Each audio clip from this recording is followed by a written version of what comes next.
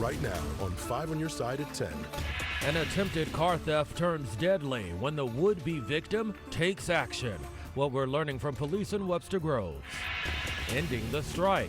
The tentative agreements on the table between United Auto Workers and Stellantis and Ford. And why union members at GM plants are still on the picket line. You gotta hold out to, get what you need and get what's right.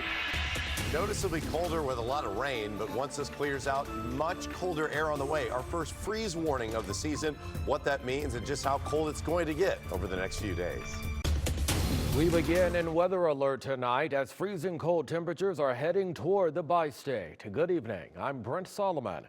For a closer look at the weather first forecast, let's get right over to meteorologist Gary Frank. What a cold one, Gary. Yeah, it's cooling down pretty quickly, and it's just a 24-hour heads up. Exactly 24 hours from now, that freeze warning goes into effect, and that's what we're going to prepare you for. Right now, we have to deal with some rain, and it's much needed rain, but the temperature is well above freezing, and there is no issue whatsoever that we're going to see any liquid fall at the same time. The temps continue to fall. Our temps are holding steady overnight. You can see this big area of rain that has settled in, and there are some breaks in between, and that's where we'll take you here as we have some moderate rainfall and also a couple of breaks here that we've gone from downtown all the way to the airport, which we just showed you, and also back now from Herman, Warrenton, Sullivan, and Washington. These are areas where we're seeing light to moderate rain. This is a steady rain. This is an easy sleeping rain for you the rest of the night. And I think that we'll see most of this start to taper off to a light drizzle here. But look at temperatures well above freezing. 39 in Columbia. It was that way at 5 o'clock.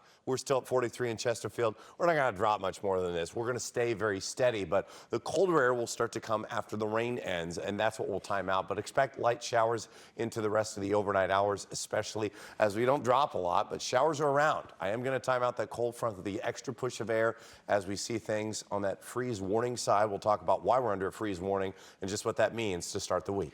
All right, thank you much. Stay on top of your weather first forecast by texting the word weather to 314-425-5355.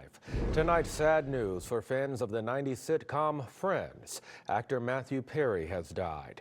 A representative for the Emmy-nominated actor said he died in apparent drowning at his California home.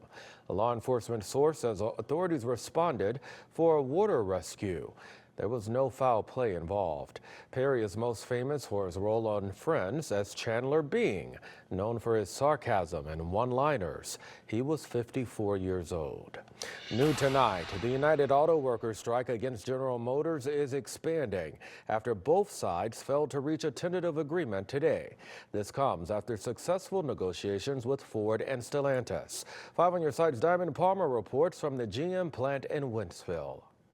The 2023 United Auto Workers strike is officially longer than 2019's. Striking workers here at the GM plant in Wentzville say now that Ford and Stellantis have reached a tentative deal with UAW, they're hoping they're next. Hopefully not too much longer. It's going to be cold here for too long, but, you got to hold out to, get what you need and get what's right. Rain or shine, workers are holding the line. But on Saturday, UAW's international president, Shawn Fain, announced they failed to reach a deal with General Motors. GM released a statement in part saying, "We are disappointed by the UAW's action in light of the progress we have made. We have continued to bargain in good faith with the UAW, and our goal remains to reach an agreement as quickly as possible." The union says workers at GM's plant in Spring Hill, Tennessee will now walk off the job. GM Wentzville stamps parts for that location and the Fairfax plant in Kansas City, Kansas. Emotions are high in Wentzville as Saturday marks day 44. Sterling Thomas says he's holding the line so his children have a brighter future. Kind of frustrating, just ready to get back to work, with my union brothers and sisters. But we're going to stand out here and fight a good fight until it gets done. When you're trying to get everybody to be happy about one thing, it takes time. Workers only receive $500 a week in strike pay. But Jimmy Lovelace says nearly a decade at the plant prepared him to save his money for a rainy day. The longer contract negotiations go, the longer the financial burden is. It's not impacted me gratefully yet, but at the same time, it's still foregoing a paycheck every week that I'm used to having.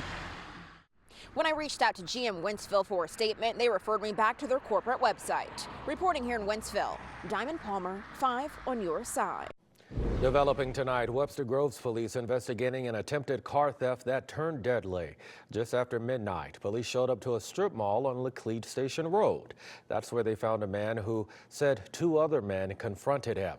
He says he feared for his life and fired his gun, killing one of the suspects. Neighbors now reacting to the crime. I like to try to be in by no later than 10 p.m. and usually I'm in, earlier than that, but I just don't like to stay out late.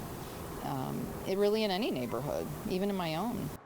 Police identified the deceased suspect as 19-year-old Javion Bibby. His alleged accomplice, 18-year-old Ronnie Jewett, is now charged with second-degree murder. The shooter is not being charged. Anyone with info should contact Webster Groves Criminal Investigation Unit at 314-963-5419. Tonight, St. Louis County Police investigating a deadly shooting in North County. Around 11 last night, officers showed up to Mayfair Place near West Florissant Avenue. That's where someone shot and killed a man inside a home. Right now, police don't have a suspect. If you have any information, contact St. Louis County Police. There are new details about the suspect accused in this week's deadly mass shooting in Lewiston, Maine. Robert Card found dead last night from an apparent self-inflicted gunshot. Law enforcement conducted an intensive manhunt since the Wednesday night shooting, which left 18 people dead and 13 others injured. They found Card's body in a storage container at a recycling plant where he used to work. They also found a note that Card left behind. I wouldn't describe it as a explicit suicide note, but the tone and tenor was that the individual was not going to be around. Tonight, the community gathered in the town of Lisbon to honor the victims of that deadly shooting. Additional vigils are expected to take place over the next couple of days. Tomorrow, Kia drivers can better protect their cars by getting a software upgrade. The automaker is holding a weekend mobile clinic at the St. Louis Galleria, and that's to install an upgrade that restricts the car's ignition system if someone tries to start it without a key. The clinic runs from 8 a.m. until 6 p.m. tomorrow. To see if your Kia is eligible, look for this story under the As Seen on TV section of KSDK.com. Months after a fire destroyed a popular skate park in North City, there's now a push to rebuild it. A 4-alarm fire broke out at Skate Laborious back in June, destroying the church-turned-skate park. Tonight, St. Louis Stadium hosted a Halloween-themed fundraiser to help restore it. Costumed guests showed off their best skateboard moves. Some jaw-dropping stuff, the people out here in St. Louis do it big, so it's always entertaining, so never a dull time out here. Participants could compete for cash prizes for the best tricks. There was also a costume contest. All proceeds go to rebuilding. Spooky season in St. Louis. The early Halloween celebrations now happening in the bi-state. Growing claims of tainted meat. Our Verified team looks into whether the mRNA vaccine is being added to your food. A steady night of rain over the next 24 hours. How much rain we're supposed to get and what it means for the rest of the week as we remain colder for at least a couple of days. Well, tonight, people brave the cold and the rain for an early Halloween celebration in the Central West End. The massive Halloween party started this afternoon with kid-friendly activities, including trick-or-treating at local businesses. Well, once the sun went down, the real party could begin with an adults-only street party. We caught up with some party-goers who are pretty impressed with all of the costumes. Some jaw-dropping stuff, the people out here in St. Louis do it big, so it's always entertaining, so never a dull time out here. $7,000 in cash and prizes were up for grabs in tonight's costume contest. The late-night adult party continues until midnight. Earlier today, the Del Mar Loop hosting a different kind of Halloween festival. Check out Halloween.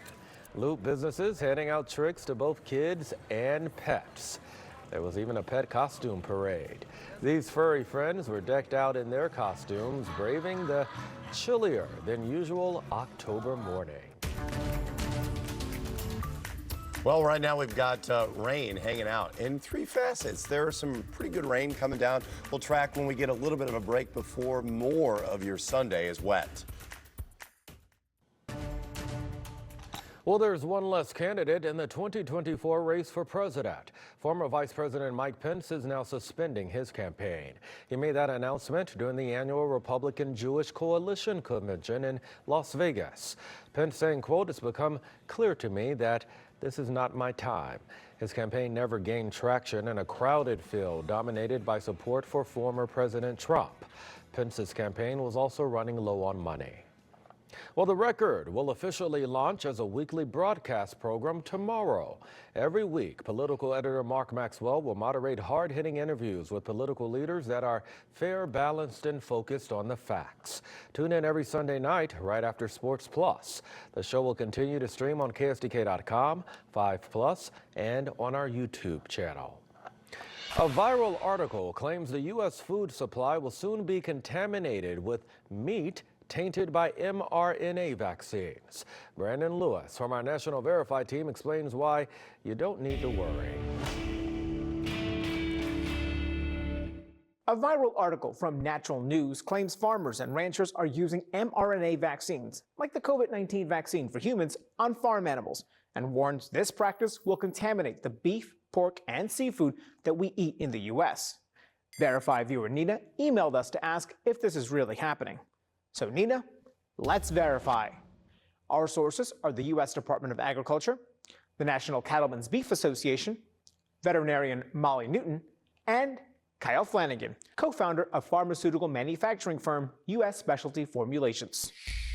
Most cows, pigs, and seafood livestock are regularly given vaccines to help keep them healthy before becoming part of the U.S. food supply, with no effect on humans.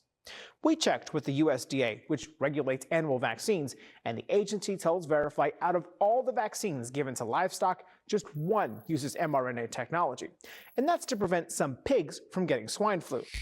Newton explains mRNA vaccines break down quickly within the pig's body, and the USDA has requirements to ensure that all vaccines given to animals don't affect the food supply. This includes a waiting period between vaccination and processing into meat to allow time for the vaccine to break down. Flanagan says there's no evidence that mRNA vaccines can be transferred from animals to humans in food. So, no, mRNA vaccines are not contaminating meat in the U.S. food supply.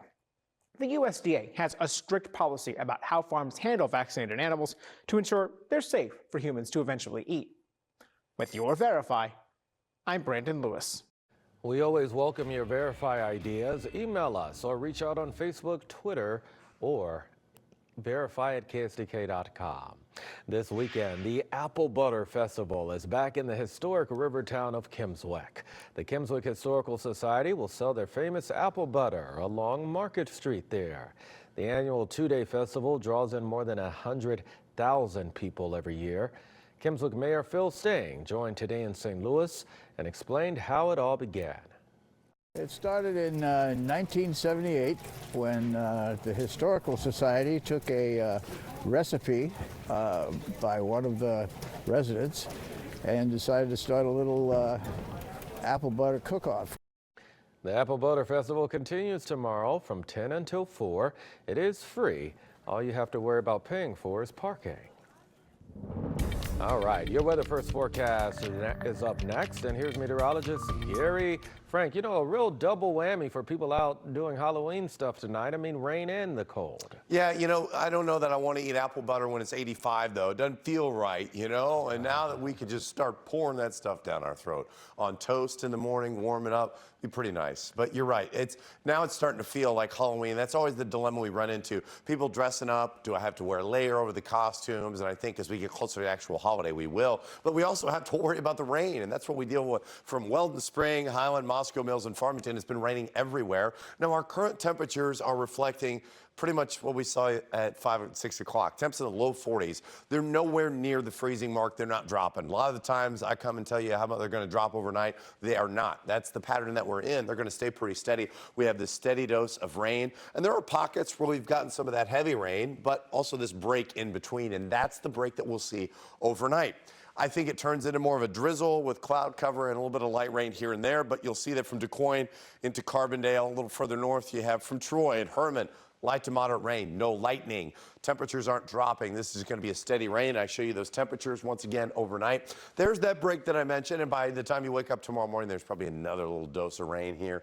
But this is really going to be kind of hanging around with us before another good burst arrives in the middle of the day tomorrow. So tonight, like I mentioned, temps are not dropping. Showers around, temps in the low 40s here. But overall, as we head into Saturday, like overnight, like I mentioned, you're going to continue to see that break.